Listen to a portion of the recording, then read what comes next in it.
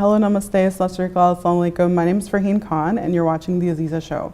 Last week, we had a chance to speak to Renee McPhee, who is an artist, spoken word artist, and an activist, and she talked, a lot about art and how art was used as a way to engage young people, in particular youth, and her story about gun violence.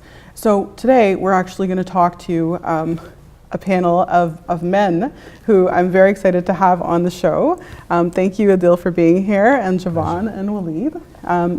This actual show is very special to us because we've never had an all-men, a male panel. And one of the things that we've been trying to talk about is the fact that there are good men out there who are doing really great work, and we want to be able to highlight your work and the work that you're doing to make change, and at the same time discuss some of the critical issues that are happening in our communities. So right now, as you know, we've been starting to see a lot of gun violence in the city of Toronto, and so for that reason, why don't we start with perhaps you introducing yourselves so that we can so the audience knows who you are and how this topic is relevant to you. Do you want to start? Sure. Hello, friends. I'm glad to be on the show. My name is Waleed Kogali. I'm actually a candidate in the upcoming municipal elections in the city of Toronto, specifically Ward 23, which encompasses St. Jamestown, Cabbagetown, Regent Park. I'm also a community organizer, and supporting our youth is something that I do when it pertains to programs in our communities, but I've also worked diligently when it comes to addressing the systemic causes of gun violence, specifically youth unemployment. I'm looking forward to having this conversation to make sure that you are part of the conversation while we explore solutions that are community-led. Thank you. Wonderful. My name is Adil, and I'm one of the co-founders of DNUP Athletics. DNUP is a social enterprise geared towards meshing the discipline of both the discipline of athletics and academics, and over the past 5 years it has evolved into an academy, a fully fledged Toronto Basketball Academy, summer AAU program, bigger than basketball. In these 5 years I've had an opportunity to work with over 2,000 plus youth, saw over 25 kids that in the last 2 years alone that have went on to post-secondary education, basketball scholarships. So that's been my role in kind of working with youth in the past few years. Wonderful. Hi guys, my name is Javon Bigart. I'm also one of the co-founders of DNUP Athletics, also assistant program director and assistant coach at Toronto Basketball Academy and Bigger Than Basketball Club. Partnered with this guy, AZEEZA, and a few other individuals to start up a social enterprise, just to piggyback on what Adil was saying, and work with youth all the way from 13 years up until young adulthood. So we've worked with these kids, groomed them, introduced them to society in a way, and pretty much just been a supporting mentor in their lives. So that's pretty much it. Wonderful. Well, welcome to all of you for thank you for being here. Pleasure. So what I wanted to talk about, we can just jump right into the discussion. So what are the streets like? Can you maybe describe that for us? It's a good question. I think when it comes to any streets are communities, right? There's where families interact. It's also a place where we're having less public spaces. So when people ask me how are the streets like, it's like having less streets where people are actually interacting and doing work in our community. And when I'm going to talk about my experiences in Regent Park, our community has been impacted by gentrification. So the places that people used to have events have changed. There's a lot of change in the community because of rapid development, and a lot of folks in my community want to have a say in how development affects them. And so, and also like the streets, in my opinion, are also like, you know, a place where people get stigmatized. You know, like, you know, we've got a lot of young people doing a lot of great work. Adil can speak to those experiences of young men that he's worked with, but I know also of many young women that have been doing great work. So the streets need people to support the work that is getting done in the community because it's changing. Okay. What do you guys think? For me, the streets is a representation of, you know, what our youth go through every day. And you know, sometimes the streets are hot, sometimes the streets are noisy, and sometimes the streets are calm. You know, it changes. You know, it's never, you know, a constant variable. It changes almost every season, almost every day. You know, and you know, an event that happened in one neighborhood has an impact on another neighborhood.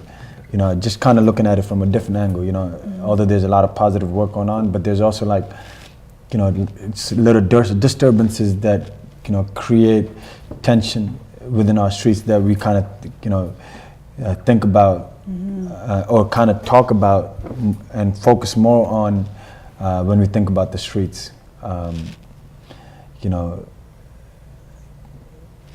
for me, growing up, I lived in the streets. You know, I was on the court every day. I was, you know, I walked fearlessly. You know, it wasn't. It was never. You know, the tension, the feeling we feel today was never like that in the past. You know, it's changed. You know, I'm not sure if I can walk in the streets the same way I used to be able to walk in the streets. Yeah. What do you think, Jerome? For me, you know, the streets is home. Streets is community. But at the same time, the streets can also be, you know, slightly dangerous if, you know, you're not careful. If you're in the wrong neighborhoods at the wrong times, or, you know, if you're not with the right people, so to say. I feel like, you know, for all the chaos that might happen in the streets, it's also beautiful. It's like a dynamic. It's not so bad and it's not so good. And I think, you know, the key is, you know, trying to highlight the good and let that take precedent over what we see in the media, because the media tends to just showcase, you know, the bad things that are going on, and it just overbloats the situation. And really it's not like that, because, you know, the position that I've been, you know, blessed with to coach and help all the young, you know, men that we're able to, you know, help, a lot of them are coming from the streets. And, you know, these are the most beautiful kids ever.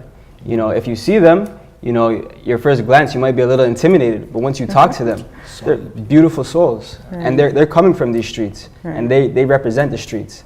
So as much as, you know, we could say, oh, you know, gun violence is happening and, you know, it's a bad thing, you know, a lot of the most beautiful souls and beautiful people are coming from these same streets. And, you know, that's why I like to think of the streets as, you know, even though it could be bad, it's also community, it's also home. And, you know, and it might not be all we know, but it's what we know. Well, you know, I appreciate the fact that you brought that up, right? That a lot of the students that you, or the young people that you guys are coaching and, you know, encouraging and empowering into, you know, post-secondary education and building a future for themselves is, you know, are actually from these streets, right? So, like, you know, can you talk about, you know, what, like, how close, I mean, maybe give our audience an example of that, like, how close is this issue to the people that you're talking about? So, for me personally, you know, I've come across a plethora of individuals. You know, we've reached kids who have no money to kids who have, you know, an abundance of money.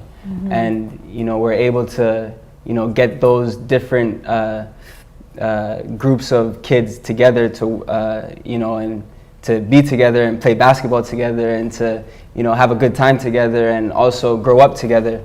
And, you know, you get to see the different stories between the kids who have and the kids who don't have. And with the kids who don't have, it's like, you know, we're one day we're giving them bus fare, next day we're taking them out to lunch, and we're doing the little things that, you know, I don't even think about, just, you know, I'm just trying to recollect right now on the things that we do. And, you know, it's, these kids are beautiful.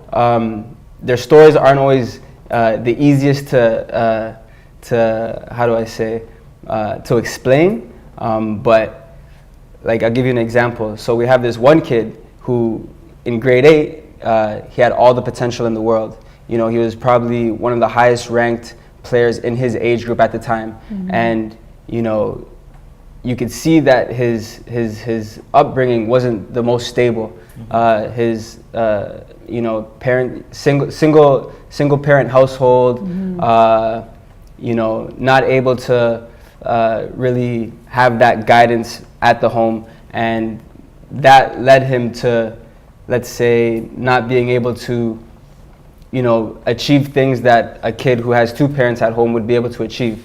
And so we'd be able to step in and provide guidance for that individual. And this individual, let's say he would have an older brother, and we'd see where, you know, a single parent household in a neighborhood, a priority neighborhood in Toronto, with not the abundance of resources that you know, a regular kid would have, we'd see where that would lead, and we'd try and deter that kid from following that path. So what I can say is, you know, there's plenty of stories of the different kids that we deal with, but it's just about, you know, helping guide them in a way where they're not going down a path that might not be the best for them, and that might lead to a path of, let's say, you know, one where, you know, gun violence, drugs, all that kind of stuff. So I just want to quickly add just one quick point is, for me, you know, and thinking like a kid who's from these priority neighborhoods, I don't see any opportunities besides these 3. I see an opportunity to be, you know, literally, you know, a basketball player, a rapper, or a drug dealer. Those are the 3 opportunities I'm seeing day in, day out. I'm not seeing that I can make it out as a lawyer, as an academic, as a professional, even though there's many that do, and the ones that do, they don't come back to share these stories. The ones that are coming back to share these stories are the basketball players, or the rappers, and are the drug dealers. Got it. Yeah. You know. And I just want to say, I want to give a face or an expression to the people we talk about on the street. So I want to call my. Can we just take a quick break? And when we come back, we'll continue the conversation. Sure. Thank you, guys. We'll just take a quick break.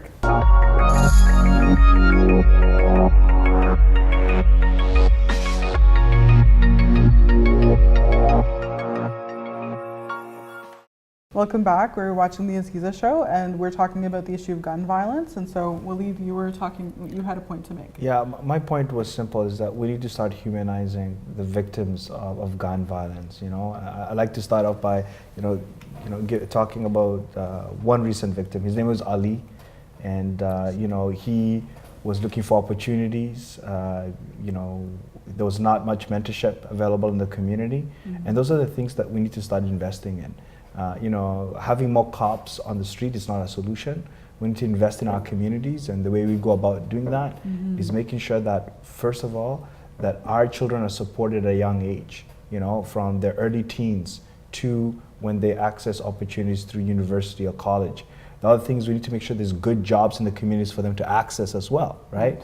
You know, to live in the city of Toronto, you know, a household has to earn over $200,000, and that's to live at a bare minimum, right? I'm not talking about going on vacation and having an amazing lifestyle. This is the bare minimum to pay the bills. So we need and we deserve good jobs. You know, when I talk to my friends who are advocating for you know, employment opportunities, I'm like, don't advocate just for any job. We need to make sure that we have good jobs that pay over $100,000 bare minimum, so people can afford to live in their community. And now let's talk about what those opportunities look like for youth and how we can support them access those opportunities. For sure. So how do you feel then about the announcements that's been made in the city of Toronto about the, you know, anti-violence funding that's coming out for more programming? What do you feel about that? I feel like we need investment in our communities, you know, putting this type of programming that actually, in my opinion, I don't know how helpful it is, hiring folks to run a program where when youth actually deserve good jobs, right? Like, we're talking about opportunities that are available for them, and if we want to improve are not just community safety, but also improve our society. We need to start empowering our youth by making sure they have access to those opportunities. So I'd rather the money go directly to co-op opportunities, actual jobs, actual creation of jobs, so that young men and women know how it feels to earn a living, but also learn financial literacy, which we don't even talk about. You know, and I think we're talking about a lot of the have-nots. And the have-nots, what do they want? Or what do they need? They need income, because they're not getting it from their parents. Or maybe their parents have it, but it's being, you know, they're using it for bills, they're using it for daily expenses. They don't have money to just give to their kids. And these kids, you know, if they can't get money from a legal way, like what do they resort to, right? How are they gonna get those funds? So if the government is just gonna say, oh yeah, we're gonna give you guys programs, what are those programs? That's too vague. Like, give us more detail, right? Exactly. You know, and just to piggyback on what he's saying is, you know, a lot of these kids just get money too easily. It's like, here, there's a donation of $50, or here's a free pair of sneakers. You know, an athlete comes back, gives back a pair of sneakers, and I say, how much value is in all of that? You're just teaching him. You're either gonna get it for free, or you're gonna work, you're a slave for an entire life for 12 years to get something. When we know there's more value in earning it, there's more value in investing yourself, investing your emotional, mental, and academic capabilities to get something. Right? These kids don't value anything that they have. Right? So it's almost like you're at a conundrum. You don't know exact, you know, there's so many, there's no one size fits all. There's no like one solution. So let's talk about why people, you know, why do youth engage in gun violence? I think that's a really important discussion that, you know, a lot of our audience members are women, are mothers. Like, talk about why. I think right now the scene in Toronto is dominated. You know, there's 13 priority neighborhoods. For me, just, you know, from the outset looking on, and it's changed over the course of the years, but it's dominated by the rap scene. And I think, you know, you're putting your neighborhood, there's different clusters of neighborhoods, there's different clusters of communities who, you know, if you know, this neighborhood is doing really well, there, you know, a lot of it happens on social media. You know, a rapper comes out with a music track, you know, dissing another neighborhood or dissing another artist, and then all of a sudden, you know, on a defensive front, he's doing the same thing, and now you're creating tension between neighborhoods, and, you know, kids who are not involved in any of this rap scene are a byproduct of this violence. You know, you're talking about Ali, that family is really, really close to me, and, you know, yesterday was actually, it's really emotional for me to talk about it. Yesterday was actually exactly a year before he passed away. And Ali is one of, and, you know, I have to talk about Ali for a little bit. He's one of the most beautiful human beings I have ever met. You know, to give you an idea, you know, there's 4 brothers in that family. Ali was the kid that would wake up every day at 5 a.m. That's when his older brother, a younger brother, who's Hassan, they call him top 5, that's when he's, you know, getting ready to go to sleep. Ali's waking up at 5. He goes to work, comes back at 3 o'clock. This one night, a year from today, he was just walking. He was thirsty. He told his mom, I'm thirsty. I'm going to go to the Shoppers Drug Mart down the street. And it was about 11 o'clock. I'm going to go get some water. He went, got some juice. And, you know, the most emotional part about it is he was walking down the street just beside the Shoppers Drug Mart. And he told his mom, you know what, I'm gonna walk home tonight. Don't worry, mom's forcing him. I'm coming to get you. And he's like, you know what, I'm gonna walk. And before he even got, like, the part that makes me really sad is before he even got to take a sip of the water, the juice that he bought. He didn't buy water. You know, there's these youngsters that just drove right past him and they shot at him. And they shot these bullets that, you know, they splinter off into 5. And they hit him in, you know, so many different places. So he was not involved in any of this stuff, and, you know, he gets hit, and his brother, the only thing his brother was crying about was, my brother died thirsty. And, you know, to kind of imagine kind of the pain that you feel, like, my brother was just thirsty. He didn't even get to finish his water bottle or his juice box.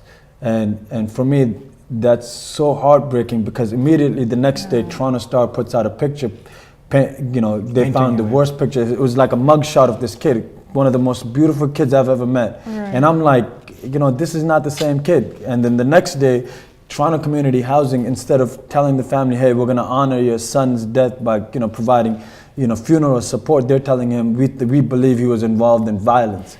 It took about a month worth of court cases, legal battles for them to prove that the kid didn't have a gun, the kid was not involved in anything, and he was just a byproduct of the senseless violence that's taking place in our communities, and that really in itself hits home. I'm so sorry. I'm not sure, that narrative, part of the narrative that the media portrays in these priority neighborhoods, especially, and vilifies kids of minority backgrounds, is the part that breaks my heart the most, especially kids that have nothing to do with this. Absolutely. No, I hear you. Wow. Yeah, it's also about the tone. The tone is like, instead of like supporting the victims of families that have been impacted by this, senseless violence, and it's systemic too. Like, let's talk about it. Things are changing in the streets. Things are changing because even the way we address, sort of drugs is changing. The legalization of marijuana that's just happened, right? You've got a lot of young men who actually could not even access economic opportunities because they had a record. And now you've got, ex-police chiefs who are going to be, benefiting millions of dollars in the legalization of marijuana, right? And then why is that money not going to support communities that have been impacted by that drug trade, right? And let's also look at the impact of how we treat people. Right? Is it a mental health issue? Is it like a public health concern? Or is it a criminal justice issue? And I think the way policymakers address our communities with a lack of empathy, without understanding who Ali is, without understanding who his mother is, without understanding for more policing exactly, and it's not going to what it's needed for. A lot of these kids a lot of these families, a lot of these kids are being dehumanized, and it's easier for the general public. It sells more, newspapers. That's right. Just to make a couple extra dollars, we're going to do it over the backs of these, minority kids. Yeah, for sure. I want to just ask you guys as well. So one of the things that in the last show, when I was talking to this woman, young woman, Renee McPhee, she was talking about how people in her family have actually, gone to jail because of gun violence. And, as a young person, like, she's seen the impact of that in her family. So one of the things she was talking about was that, a lot of times people actually get involved in these things because of a sense of belonging, right? The whole concept of a gang being a family and stuff like that. What do you guys think of that? How do you? The term that I hear about the most, especially in the hood, they call it the hood, is the hood itself has morals, has its own morals. Okay. We interact within our priority neighborhoods. We interact within our hoods, right?